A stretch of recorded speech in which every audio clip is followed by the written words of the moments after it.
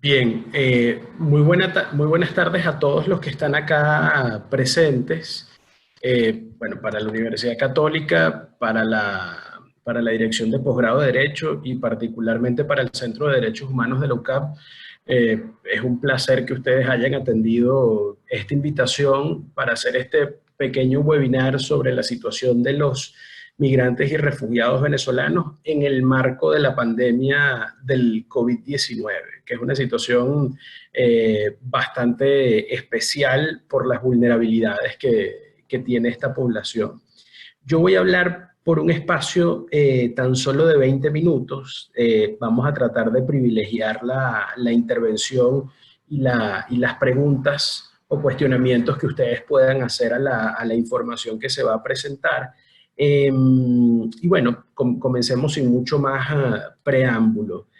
Mi intención al hablar sobre este tema es que podamos dimensionar cuál es la importancia y la gravedad de las circunstancias alrededor de los migrantes y refugiados venezolanos al día de hoy, antes del COVID-19 y ahora mucho más en el marco de la pandemia anunciada por la OMS. Cuando nosotros revisamos las cifras actuales sobre migrantes y refugiados venezolanos, es decir, individuos, hombres y mujeres de nacionalidad venezolana que han sido sometidos a un proceso de movilidad humana, podemos observar que existe una plataforma interagencial entre ACNUR, la Oficina del Alto Comisionado para los Refugiados, y OIM, la Oficina Internacional de Migraciones de ACNUR, es que han montado una plataforma conjunta en virtud de la gravedad y la masividad de la crisis de movilidad humana de ciudadanos venezolanos. El último reporte que esta plataforma conjunta montó en su página web da cuenta de 4.933.920 venezolanos en el extranjero.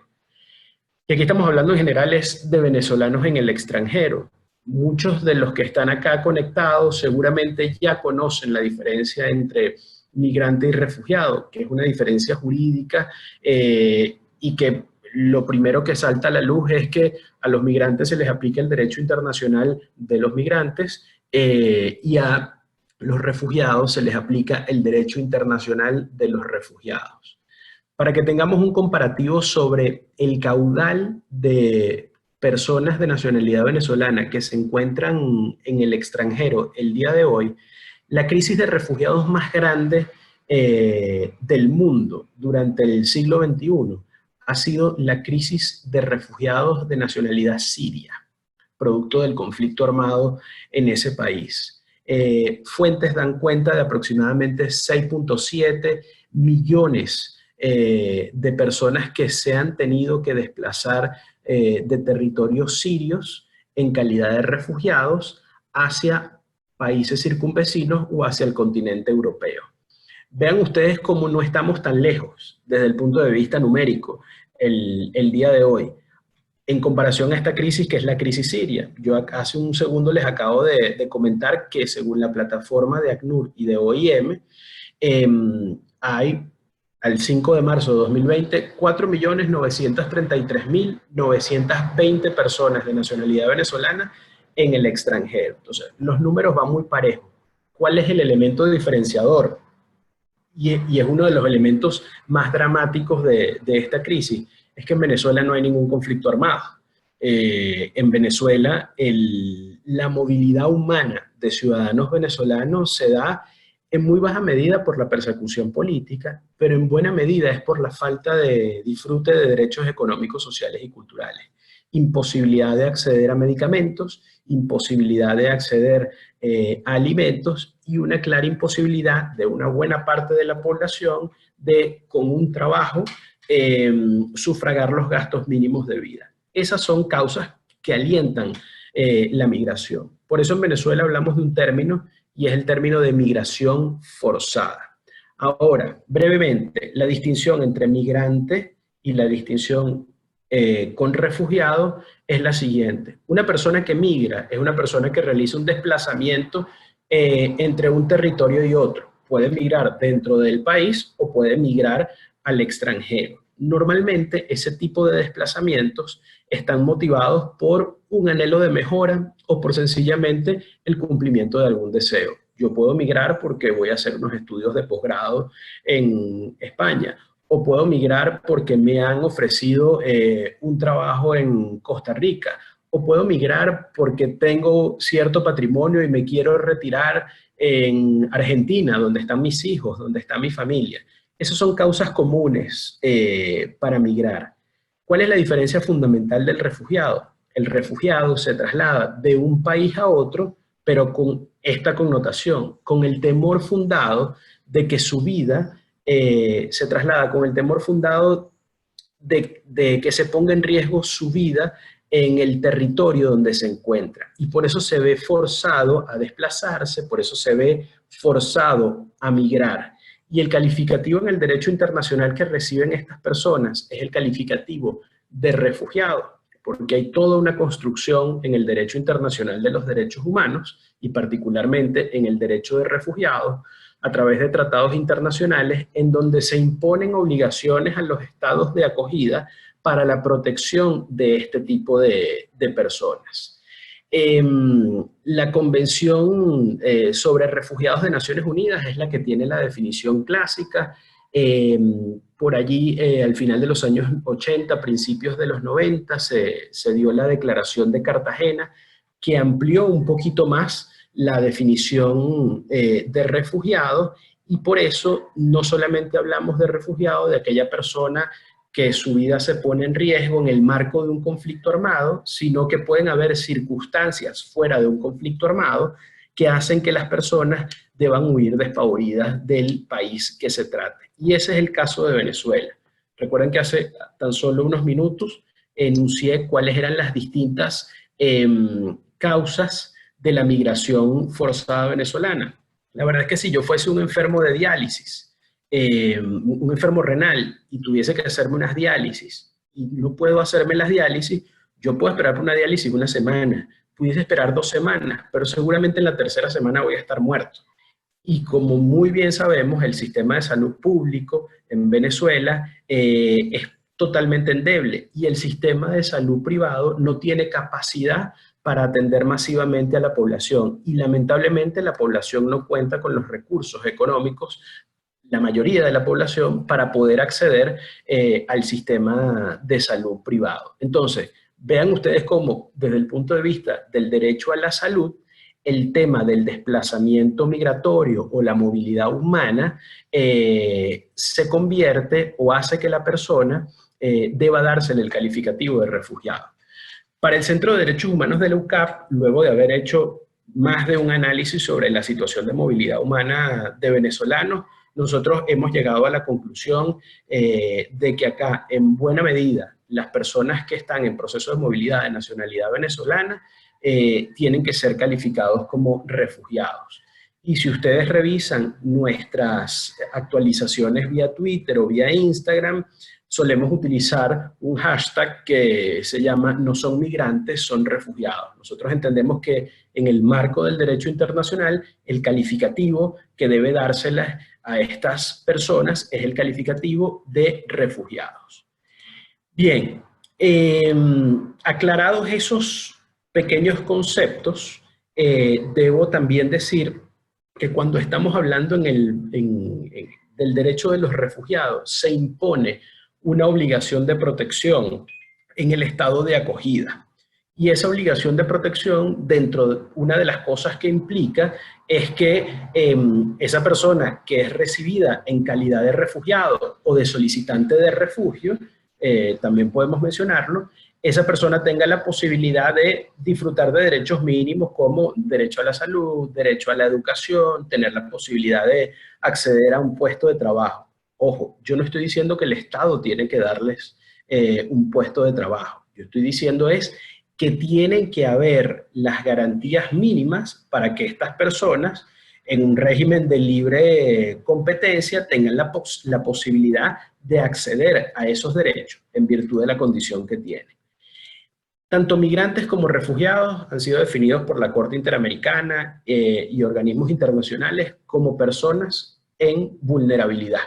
No hay duda de que un migrante y un refugiado es una persona que está en vulnerabilidad, está sometido a una desigualdad de facto y a una desigualdad de jure. Ahora, metiéndonos un poco más en el tema de la crisis de migrantes forzados venezolanos y de refugiados venezolanos, en los últimos meses nosotros vimos con preocupación cómo Panamá, Chile, Ecuador, Perú, Trinidad y Tobago, Aruba, Curazao, tomaron medidas restrictivas para impedir el acceso de ciudadanos venezolanos a sus territorios. ¿Cuál es la medida típica restrictiva en un proceso migratorio? La solicitud de una visa, la solicitud de una visa de turista para poder acceder. Nosotros en cantidad de documentos hemos expresado que lamentablemente un refugiado no tiene el tiempo para pedir visa. El tiempo que tiene es el tiempo para poder irse y tratar de que las condiciones de desigualdad estructural que existen en Venezuela no cobren su vida. Sobre este tema de las medidas restrictivas, quizás en la ronda de preguntas y respuestas podamos explicar un poquitico más. Otro tema que salta a la vista, bueno, es cómo por conflictos de política interna o expresiones sociales internas en muchos de los países de acogida, que son sobre todo los países del sur de nuestro continente, empiezan a resaltar expresiones de xenofobia en contra de nuestros connacionales que se encuentran en el proceso de movilidad.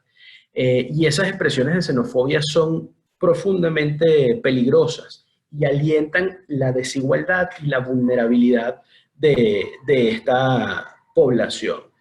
Todo esto que les acabo de mencionar es un marco general fuera de la pandemia del COVID-19.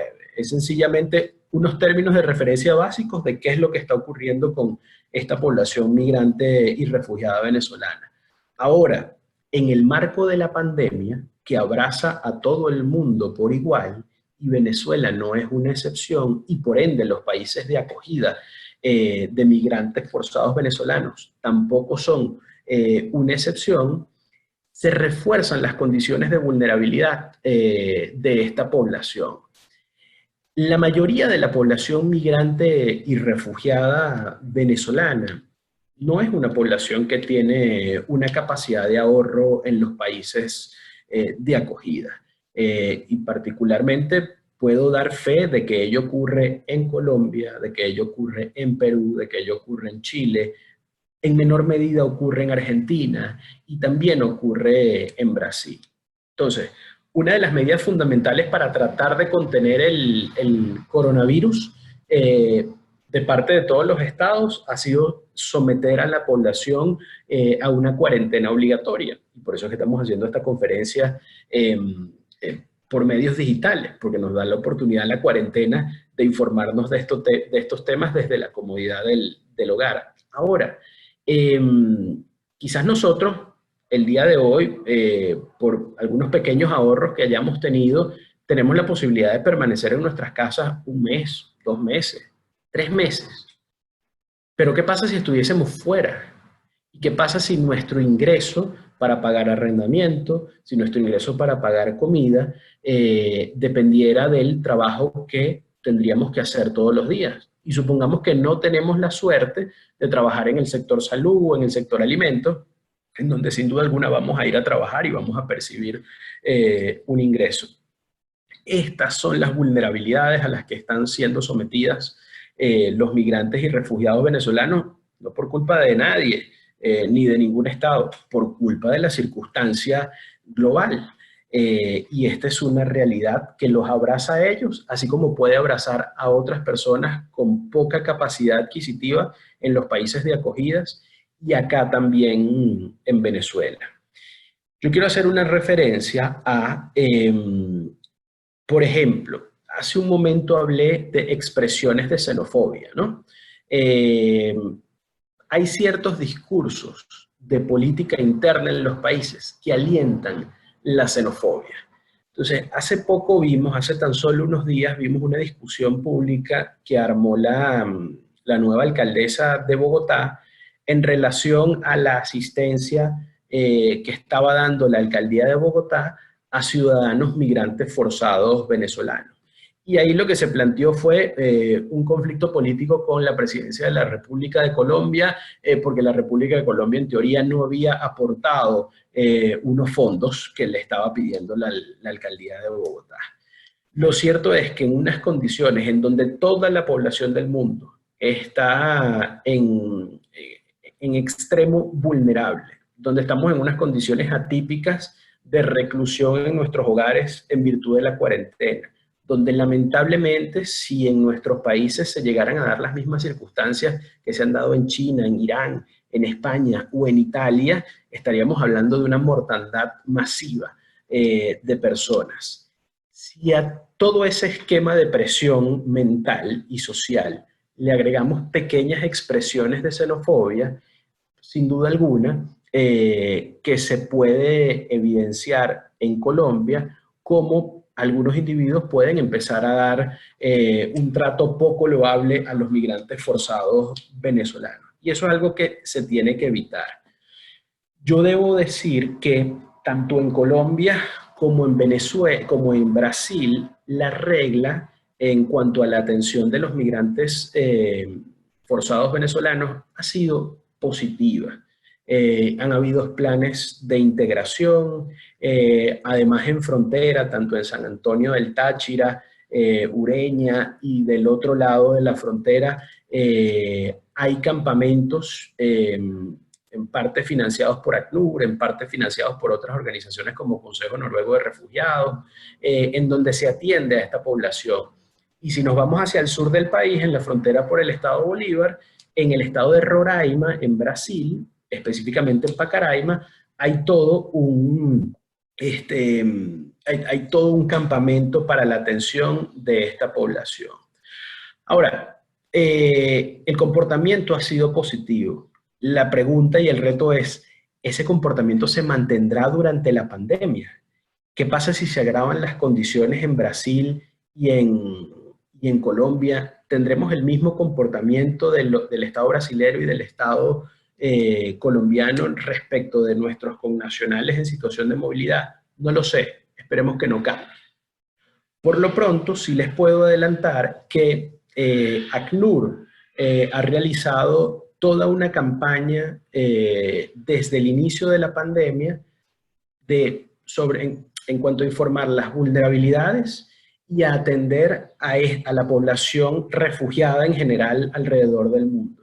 Yo les voy a mandar un link en unos segundos para que puedan apreciar allí cómo, tanto en Brasil como en Colombia, se han hecho iniciativas de protección en el marco del COVID-19 por parte de ACNUR en conjunto con la OIM, Organización Internacional sobre Migraciones.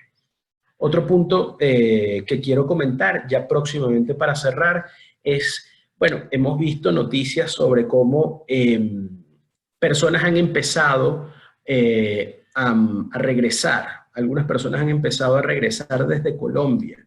Y lamentablemente ahorita en Ureña y en San Antonio del Táchira tenemos un grupo de venezolanos que ingresaron desde Cúcuta con la intención de venir hacia el centro del país, hacia el oriente y hacia el sur del país, es decir, a sus respectivas ciudades. Y ahí se acrecentan los riesgos de contaminación de la población venezolana, pero esa población que está allí retenida en estos momentos en el estado Táchira tiene unas vulnerabilidades especiales en cuanto al acceso a alimentos, en cuanto a dónde dormir en la noche de hoy, etc.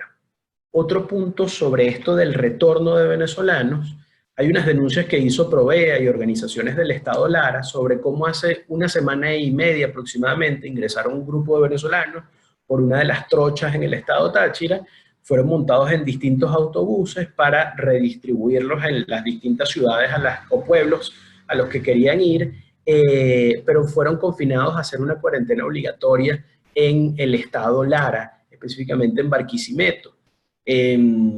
Provea, por lo que pude leer, ha recibido denuncias sobre, bueno, la limitación del derecho al tránsito de estos ciudadanos y al parecer no había ocurrido una atención adecuada en proveer alimentos, medicamentos en algunos casos puntuales a esta población. Entonces, uno de los riesgos que corremos es que la población de migrantes forzados que retornan por el hecho de que se presuma de que puedan estar contaminados, entonces se haga una especie de proceso de criminalización y se empiecen a formar una suerte de guetos en donde vayan almacenando a estas personas hasta que las autoridades consideren que sí pueden salir porque no hay riesgo de que estén contaminados. Otro punto importante a resaltar, hemos visto cómo se ha militarizado la frontera entre Ecuador y Perú. Allí hay un canal de comunicación por el que transitan migrantes y refugiados venezolanos.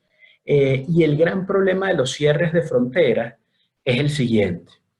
Una de las líneas de investigación de nuestro Centro de Derechos Humanos es prevenir y erradicar todas las formas de esclavitud moderna en Venezuela y alrededor del mundo.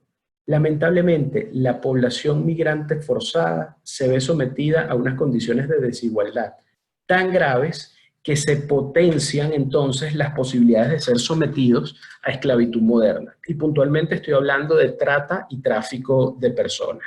¿Quiénes corren el mayor riesgo de verse sometidas a situaciones de trata y tráfico de personas?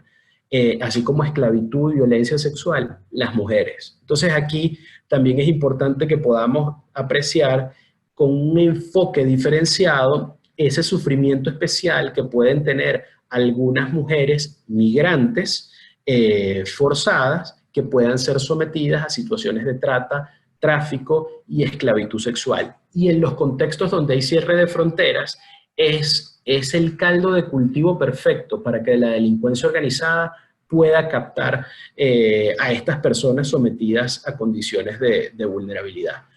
Otra de las cosas que pueden ocurrir, que no ha ocurrido todavía con los migrantes forzados venezolanos, es que se vean sometidos a procesos de detención por su sola condición de migrantes o a procesos de deportación o a privaciones de libertad ilegítimas en virtud de su condición de migrante. El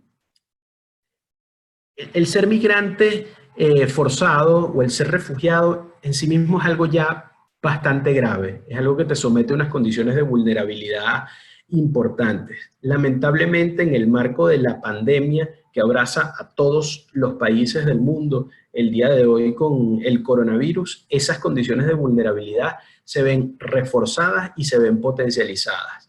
Y el número que tenemos de connacionales en proceso de movilidad es bastante importante. Estamos hablando de casi 5 millones de personas. No es poca cosa.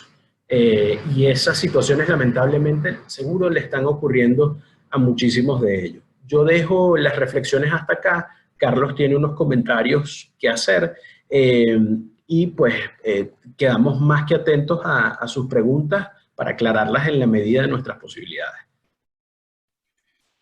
Bueno, agradecemos al profesor Eduardo Trujillo, el director del Centro de Derechos Humanos de la Universidad Católica Andrés Bello, por esta breve pero muy profunda exposición acerca de la situación de venezolanos migrantes y refugiados, migrantes forzados, como bien señalaba Eduardo. Tenemos ya algunas preguntas para Eduardo. Yo quisiera recordarle a las personas que nos acompañan que por favor formulen sus preguntas a través de la pestaña Preguntas y Respuestas que encuentran en la parte de abajo de sus monitores. Tenemos al amigo Luis Villafranca de Maturín, un saludo para Monagas, que le pregunta a Eduardo, ¿cómo evalúan la respuesta de ACNUR y de la OIM frente al desplazamiento masivo de venezolanos? Yo voy a tomar un par de preguntas para luego pasarle de nuevo el uso de la palabra a Eduardo. Tenemos otra pregunta de Anónimo, donde nos consulta acerca de, en estos momentos de la pandemia, los países de acogida tienen la obligación de ayudar a los migrantes, pregunta esta persona. Una tercera persona, María Laura, nos pregunta o te pregunta, Eduardo, ¿cuál es su postura con respecto a la niñez venezolana migrante y refugiada en esta situación de cuarentena obligatoria? Entonces, existe una obligación países de acogida, los países donde están llegando las y los venezolanos migrantes, de tendrían alguna obligación con respecto a los migrantes venezolanos en medio de la pandemia. ¿Cuál sería la situación de una población también diferenciada, como es la niñez venezolana migrante en medio de la cuarentena obligatoria? ¿Y cómo evaluamos o cómo evalúa el Centro de Derechos Humanos desde la línea de migración y refugio la respuesta de ACNUR, OIM, y yo aquí incluiría pues otras agencias del sistema de Naciones Unidas? De nuevo te cedo la palabra, Eduardo. Y bueno, imposible memorizarme todo eso, Carlos, pero voy contestando por lo que voy viendo acá. Luis, saludos. ¿Cómo evaluamos la respuesta de ACNUR y OIM frente a la migración forzada de ciudadanos venezolanos? A ver, yo creo que la plataforma ACNUR y OIM ha tenido una respuesta positiva. Y el hecho de que se haya formado esta plataforma da cuenta que para el sistema de Naciones Unidas es importante la crisis. Los números hablan por sí solos. Oye, ¿qué quisiéramos nosotros como organización de derechos humanos? Oye, que en el diálogo con los estados, tanto ACNUR como OIM pudiesen ser muchísimo más persuasivos. Una de las cosas por las que debemos abogar es porque a esta población los estados de acogida puedan dar soluciones de permanencia que sean duraderas y no soluciones temporales.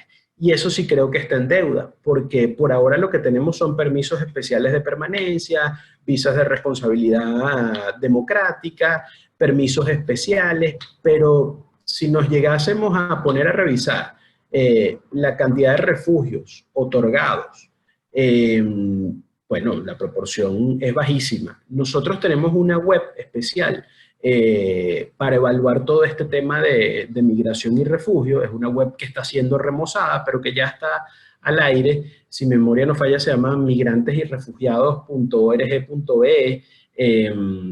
Vamos a colocar un recordatorio de la web en nuestra cuenta Twitter durante la noche de hoy para que puedan acceder allí y mirarlo. María Laura pregunta, ¿cuál es su postura con respecto a la niñez venezolana migrante y refugiada? Bueno, sin duda, los niños y adolescentes están, por su sola edad, en una condición especial de vulnerabilidad. Organizaciones como SECODAP han reportado cómo en el tránsito migratorio hacia el sur y hacia Colombia se han encontrado niños no acompañados en proceso de movilidad. Sin duda alguna que los estados de acogida no tienen otra opción que tratar de resguardar a esta población que está sometida a unas condiciones especialísimas de vulnerabilidad, no solo por el hecho de ser migrantes, sino también por el hecho de ser niños y adolescentes. A ver, ¿cuál debe ser el papel del gobierno nacional ante el retorno de los ciudadanos a territorio nacional? Tiene que recibirlo. No se pueden cerrar las fronteras. A mí me parece profundamente reprochable cómo algunos países del mundo no han hecho planes de retorno para sus connacionales a sus respectivos países. Totalmente deplorable. Hay que recibirlos y hay que atenderlos. Tan sencillo como eso. Eso no hay que buscar medias tintas.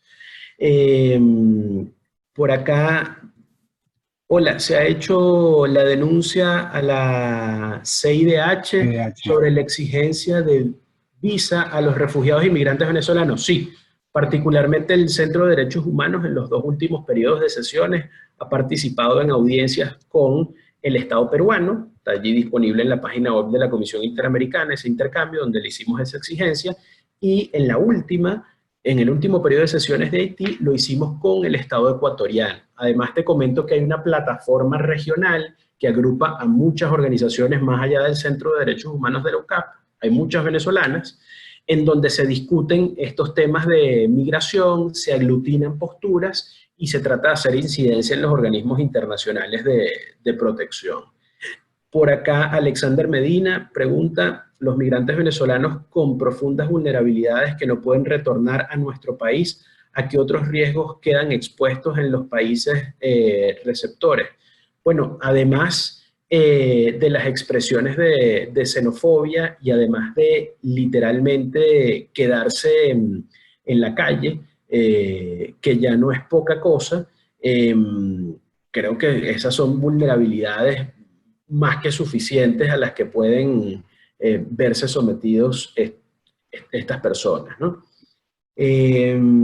Porque es que me llegan preguntas por un lado y por el otro. Déjenme saltar aquí a la Sí, derecha ahora. sí, si quieres, Eduardo, recordarle primero a las personas que por favor concentren sus preguntas en la sección de preguntas y respuestas. Y retomando algunas de los que nos quedó pendientes, los migrantes venezolanos, la de Alexander Medina, con profundas vulnerabilidades que no pueden retornar a nuestro país, ¿a qué otros riesgos quedan expuestos? Y junto con esa misma, el amigo Abu Hassan pregunta, ¿se sabe el número de los conciudadanos que están regresando? Sí, la de Alexander la acabo de responder. La de Alfredo Abu Hassan no tenemos a ciencia cierta unos números comprobados de la cantidad de personas que están regresando, pero yo, por los videos que he visto y por la información que he podido recoger de Táchira, me atrevo a decir que podemos estar hablando de más de 1.000 personas en este momento. Bien, Sandy Medrano te pregunta, Eduardo, ¿conocen experiencias de estudiantes venezolanos con educación primaria, de secundaria, migrantes y refugiados? ¿Cómo la migración forzada ha influido en sus procesos educativos? Bueno, el tema del acceso al derecho a la educación es uno de los grandes problemas, ¿no? En los países de acogida. Porque si no hay un proceso de regularización de la persona, bien sea a través de unos de estos permisos de permanencia temporal, los procesos educativos de niños y adolescentes, que son los de educación primaria y secundaria, se ven totalmente truncados. Hasta tanto puedan de alguna manera regularizar su situación. Casos puntuales no pudiese referirte, porque nosotros no acopiamos ese tipo de denuncias en el centro, pero sin duda alguna que es una preocupación válida. Creo que no hay ningún estudio enfocado exclusivamente en educación en ninguno de los países de acogida que toque el tema de los migrantes y refugiados venezolanos. De acuerdo. Daniel Antolines nos pregunta, en cuanto a la restricción de vuelos a Estados Unidos-Venezuela, ¿debería permitir a Estados Unidos la entrada de aviones venezolanos para el retorno de los ciudadanos cuyo permiso de estadía está próximo a vencer? Incluyo aquí otra respecto a una polémica que ocurrió hace un par de días en cuanto a la restricción que tiene Conviasa de viajar a Estados Unidos y la propuesta alternativa de viajar hasta México, Acapulco, Cancún, creo, y la ruta de retorno hacerla con esta escala que parecería ser innecesaria en función de la situación de sanciones respecto a Conviasa. Bueno, mira, yo acá, a riesgo de que a alguno no le guste la postura que voy a expresar, yo creo que aquí debería haber una limitación de la sanción a Conviasa para permitir que el ciudadano venezolano que quiera regresar al país lo haga en uno de estos vuelos. De todas maneras, ayer leí en prensa que Conviasa efectivamente había habilitado el vuelo hasta Toluca, hasta México, y que las personas que estaban en Estados Unidos tendrían la posibilidad de viajar hasta Toluca. Estamos hablando de vuelos donde la gente tiene que costearse su boleto aéreo. Esos pueden ser migrantes forzados también. Yo no digo que no, pero la capacidad económica de esos migrantes que tienen la posibilidad de costear un vuelo es muy distinta a esos migrantes forzados a los que yo he estado haciendo referencia, que son los que van a pie, en buena medida. Muy bien. Nuestra amiga Blanca Medina nos pregunta desde Chile, en el caso de los venezolanos migrantes que han quedado sin empleo por la pandemia y han sido desalojados de sus viviendas, ¿qué podemos hacer? No hay suficiente refugio para las personas que están quedando sin ingresos y al menos en Chile solo hay un refugio donde hay, al parecer, ya casos de COVID-19. Y la verdad es que esa es una realidad dramática y es una realidad que se va a replicar en todos los países. Yo no sé si Chile, y esto a lo mejor Blanca lo podrás responder tú misma, Yo no sé si Chile ha tenido alguna política de suspensión de pago de cánones de alquiler, como entiendo que se hizo en Colombia y como se hizo acá en Venezuela con los inmuebles de vivienda y los inmuebles comerciales. Pero a todo evento, entretener a esta población en la calle y en la medida en que el gobierno chileno tenga las posibilidades económicas, creo que vale la pena ampliar los refugios.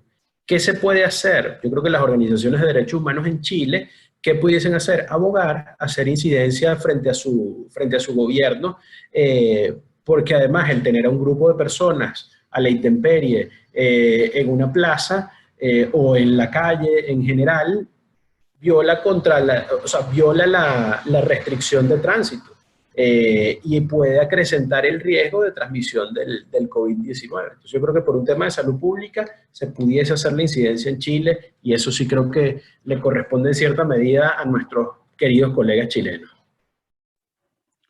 Bien, nos preguntan, o más bien Militza Pérez nos hace un comentario. Eduardo, buenas tardes, solo para acotar que en el caso de los venezolanos en Brasil, hoy ayuda emergencial aprobada por el gobierno brasileño, tomando en cuenta el caso de Boavista, donde los venezolanos residentes, refugiados y solicitantes de altos niveles de trabajo informal, este tipo de medidas se ajustan a las políticas de inclusión social. No sé si es solo el comentario o una pregunta adicional. Hemos sabido, para el caso de Brasil, que aparentemente el gobierno federal, encabezado por el presidente Bolsonaro, está yendo en sentido opuesto a lo que están haciendo los gobernadores y alcaldes de las autoridades. En este caso, Eduardo, ¿cómo quedarían las obligaciones internacionales cuando, al parecer, los gobiernos locales o regionales sí están tomando medidas más o menos dentro de sus posibilidades adecuadas frente a gobiernos nacionales, digamos, que están haciendo o están mirando hacia otro lado frente a la situación de migración forzada de venezolanos? Es decir, ¿cómo quedaría la responsabilidad internacional frente a estos casos? Oye, yo creo que si una autoridad local tiene la capacidad de dar cumplimiento a las obligaciones internacionales, más allá de que la política de boca de la autoridad del país pareciera deslindarse del cumplimiento de esas obligaciones internacionales, si no ha ocurrido el hecho, el ilícito internacional no debería incurrir en responsabilidad del Estado. Es decir, si hay una satisfacción del derecho, no debería incurrirse en responsabilidad internacional. Distinto es si por la política del gobierno federal de Brasil no se cumple con lo previsto en el ordenamiento jurídico internacional. En ese caso se aplicaría la responsabilidad internacional por violación de derechos humanos. Pero quienes trabajamos en derechos humanos sabemos que suena muy bonito, pero decirlo, pero el que se determine la responsabilidad internacional de un Estado por violación de derechos humanos no es soplar y hacer botella, para ponerlo en términos criollos. Bien, el amigo Abu Hassan nos pregunta nuevamente, entiendo que la condición de refugiados se pierde cuando nuestros conciudadanos regresan. Entonces el asunto se transforma en un tema de derechos humanos y ya no de derecho internacional de migrantes o refugiados. ¿O sigue siendo un tema de protección de migrantes y refugiados? No, fíjate, Alfredo, allí la condición que, a ver, migrante y refugiado son dos cosas distintas. Si el refugiado, una vez, yo puedo llegar a Brasil, solicitar refugio, y me van a dar un carnet especial de solicitante de refugio. Ese carnet me va a permitir acceder a derechos.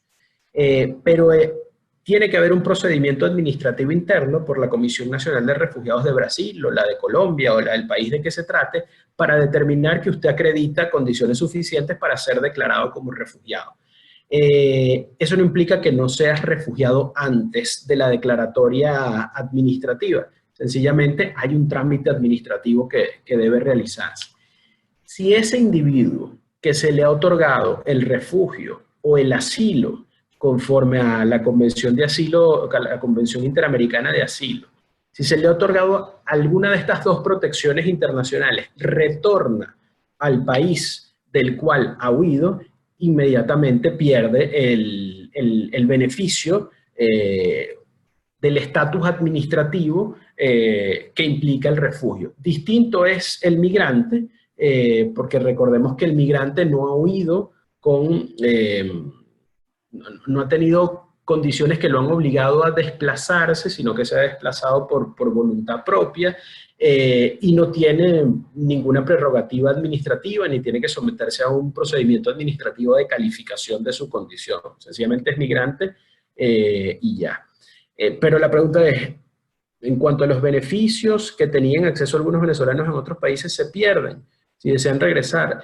Bueno, yo creo que si eres un refugiado, hay una alta probabilidad de que pierdas los beneficios que tengas. Si eras un migrante forzado, por ejemplo, y accediste al permiso especial de permanencia en Colombia, ahí tu calificativo no es de refugiado, sino que esa es una solución temporal que creó el gobierno colombiano para no asumir la responsabilidad de dar la calificación de refugiado. En ese caso, no perderían los beneficios. Durante la cuarentena se regresa a su país y después retorna si quiere.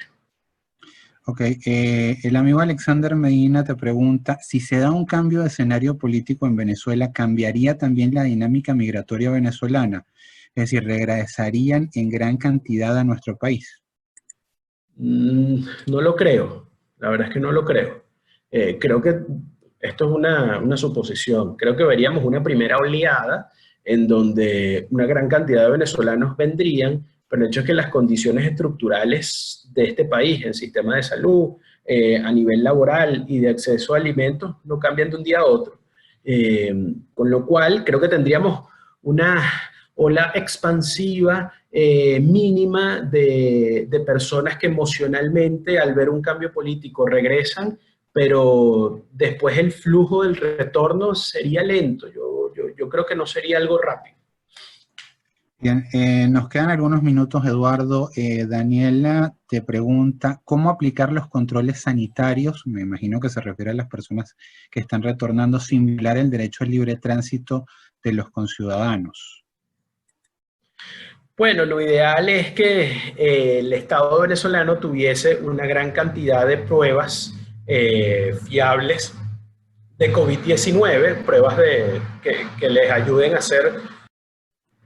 hacer un descarte rápido de la enfermedad, y creo que habría que hacer una suerte de entrevista a quienes resulten positivos como portadores del virus, pero hacer una entrevista para tratar de que esas personas puedan llegar a sus sitios de residencia a realizar la cuarentena, y tratar de evitar en la medida de las posibilidades las cuarentenas obligatorias en edificaciones públicas. Esto decirlo también es muy bonito, es bastante complicado aplicarlo, pero bueno, eso es lo que yo creo que debería suceder en la medida de las posibilidades. Y siempre tratando de no vulnerar al individuo ni maltratarlo. Lógicamente. Blanca nos comenta, en Chile los pagos de arriendo y de todo siguen siendo obligatorios, es a conciencia de empresarios. El empleador puede dejarte sin sueldo, pero sin desvincularte, es parte de las leyes de emergencia. Queda solo tu seguro de paro, que es una cuarta parte del salario. En el caso de lo que preguntaba Anónimo, los migrantes y refugiados que han vuelto, si perderían los beneficios que han recibido en los países de acogida una vez que termine la cuarentena. Adicionalmente a esto, las personas que han regresado, Eduardo, si tuviesen que volver a salir o si decidiesen volver a salir, ¿cómo deberían quedar los trámites de estas personas que vinieron en esta última oleada y que a la vuelta de un mes o el tiempo que pueda durar la situación de pandemia por el COVID-19 regresen? ¿Cuál sería la conducta esperada de parte de los estados en estricto cumplimiento del derecho internacional de refugiados, en este caso, o al menos el derecho internacional de los derechos humanos? Mira, ahí lamentablemente si eran personas con un calificativo de refugio, creo que sencillamente es difícil que les vuelvan a dar el calificativo si han tomado la decisión de retornar. Yo creo que quienes creo, y es una presunción, quienes se han sometido al trámite del proceso de refugio en Colombia difícilmente vayan a retornar. Yo tengo la sensación, y es una sensación porque no he tenido la posibilidad de comprobarlo, ni el centro ha tenido la posibilidad de comprobarlo, buena parte de los que deben estar viniendo deben ser personas con permisos especiales de permanencia en Colombia, en cuyo caso el permiso especial de permanencia te permite estar en un proceso de movilidad continuo. Así que si Dios mediante la cuarentena se acaba en un mes y ellos deciden regresar a Colombia, no debería perder vigencia ese permiso especial de permanencia. Perfecto. Tú mencionabas en el curso de tu exposición, hacia el final de ella, lo que tenía que ver con la situación particular de las personas que se vieron obligadas o que se veían obligadas a recurrir o víctimas, en todo caso, de redes de trata y de tráfico de personas y la situación de vulnerabilidad especial de estos grupos. En este caso, si el retorno de las personas a Venezuela estuviese mediado nuevamente por una situación como esta, ¿cuál debería ser la conducta debida de parte del Estado venezolano frente a estos refugiados que retornan, pero que a la vez se vuelven víctimas de trata o de tráfico de personas? Yo creo que si el retorno es dado por la captación de una organización de delincuencia organizada, valga la redundancia, transnacional, ahí no hay consentimiento en el retorno.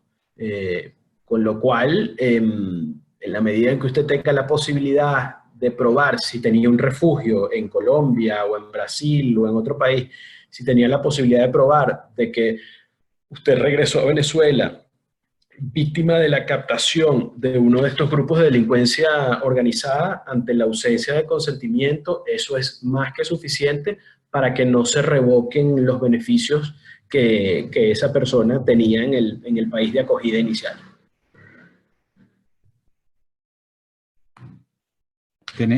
Tenemos una pregunta más del amigo Alexander Medina. Ya nos quedan apenas 5 minutos de este webinar. Las ONG de derechos humanos en Venezuela están preparadas para atender a estos migrantes que han retornado. Creo, y tú lo dijiste en tu ponencia, si bien quedan en su país, ya están siendo sometidas a atropellos, abusos y otros tipos de violaciones de sus derechos fundamentales. A ver, la pregunta es si estamos preparados, las organizaciones de derechos humanos, para proteger a todos aquellos que retornan. ¿Es ese el enfoque, Carlos? Por la forma en que está formulada, parecería que sí. Es decir, cómo estaría preparado el sector de la sociedad civil, probablemente no solo las ONG de derechos humanos, sino las organizaciones humanitarias en general en Venezuela para atender a esta población que está retornando, que además son víctimas de violación en sus derechos aquí en Venezuela, pero además que pudieron haber sido víctimas en el país del que están retornando. Sí, fíjate, en cuanto a capacidades de visibilización, de denuncia, yo creo que sí estamos perfectamente preparados. Ahora, en cuanto al tema de atención, desde un punto de vista humanitario, por ahí me parece que no hay tantas capacidades formuladas. Y no sé si la plataforma de atención humanitaria de OCHA, UNICEF y las distintas agencias, el grupo interagencial de Naciones Unidas que está trabajando a nivel humanitario en Venezuela, tenga esa capacidad. Creo que los números los tienen bien echados. Ahora no sé si tengan la capacidad financiera y logística para atender masivamente a esta población. Bien, el amigo Luis Villafranca te pregunta, ¿qué lectura le dan al toque de queda anunciado para Ureña y San Antonio entre las 4 p.m. y las 10 a.m.? ¿Impacta positivo o negativamente a los venezolanos que han decidido regresar? Oye, ¿sabes que ese tema del toque de queda, yo no he visto todavía ningún documento oficial que hable del toque de queda? Si alguien lo tiene y lo puede colocar acá, yo se lo agradecería muchísimo. He visto informaciones por mensajes de texto. En el marco del estado de alarma, que yo tengo unas consideraciones sobre la inconstitucionalidad también del estado de alarma, por el órgano del que emana, etcétera, pero no nos vamos a meter en eso. Pero en el marco de las restricciones del estado de alarma, la restricción al libre tránsito es algo que se puede hacer. No está dentro de esos derechos humanos intangibles de los que habla la Constitución, que no pueden ser restringidos en estados de excepción. Eh, a ver, el detalle es, bueno, ¿qué pasa si los que están en la calle por alguna razón, porque no tienen dónde quedarse, son detenidos o es restringida su libertad personal por eso? Ahí es donde yo creo que pudiésemos entrar en un conflicto grave. Yo no tengo información oficial de que efectivamente una autoridad haya tomado esa decisión en Ureña y en San Antonio. Si alguien la tiene y la pasa, sería excelente. Pero en principio, a ver, a una persona que no tiene dónde quedarse, difícilmente le vas a poder pedir que respete esa restricción a la circulación. Bien, bueno, ya un par de preguntas para cerrar, Eduardo. Alexander nos comenta en referencia a lo que tú mencionas, que el comandante del CEOFAN, me imagino que se refiere al almirante Remigio Ceballos Ichazo, lo anunció el día de anoche, habría que ubicar las declaraciones.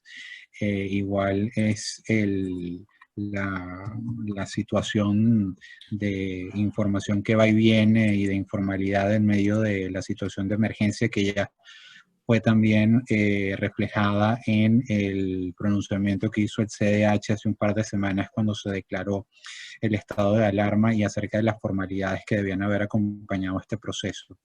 Un poco volviendo a nuestro tema, no el del estado de alarma, el caso de, hace un par de días, los relatores de Naciones Unidas para Migrantes y la Relatoría sobre la Trata de Personas se pronunciaron invitando a los estados a que buscaran la manera de regularizar la situación de estos migrantes. Y se sabe que, por ejemplo, en el caso de Portugal, tomaron medida de regularizar la situación de estas personas. ¿Cómo evaluaríamos desde la perspectiva de derechos humanos, del derecho internacional de refugiados, este tipo de medidas y cuál sería el valor de este pronunciamiento de los relatores? Yo creo que el pronunciamiento de los relatores es de altísimo valor, porque dictan una línea de acción política, o sea, una pequeña luz que los estados pueden seguir, y una luz que además es conforme al ordenamiento internacional de derechos humanos. La iniciativa de Portugal es loable, deberían replicarse iniciativas similares en otros países. A veces en Latinoamérica somos un poco lentos en cuanto a posturas vanguardistas, y me temo que en cuanto se empiece a agravar la situación en Ecuador, que ya es bastante grave, en Perú, en Brasil y en Colombia, no estoy tan seguro que estas recomendaciones de los relatores vayan a ser acogidas. Sin embargo, me parece que es una luz que marcan los relatores, amparada en el derecho internacional de los derechos humanos, por ende, positiva.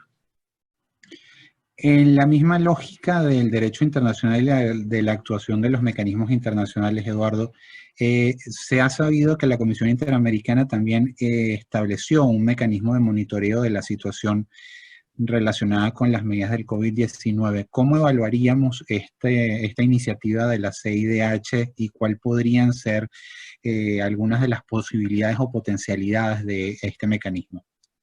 A ver, el mecanismo de la Comisión Interamericana, en cuanto no tenga que dirigir comunicaciones especiales al Estado venezolano, a quienes detentan el poder desde el punto de vista fáctico en Venezuela, yo creo que puede tener plena efectividad, porque además la Comisión funge como un órgano de contraloría con una incidencia política marcada en temas de derechos humanos. Por ende, la Comisión efectivamente pudiese tener incidencia en políticas sobre migrantes y refugiados venezolanos en Colombia, en Brasil, en Ecuador.